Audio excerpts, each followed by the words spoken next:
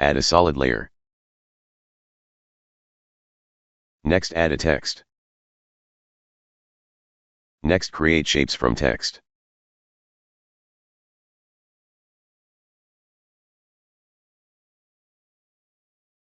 Next add repeater. Change the repeater transform position.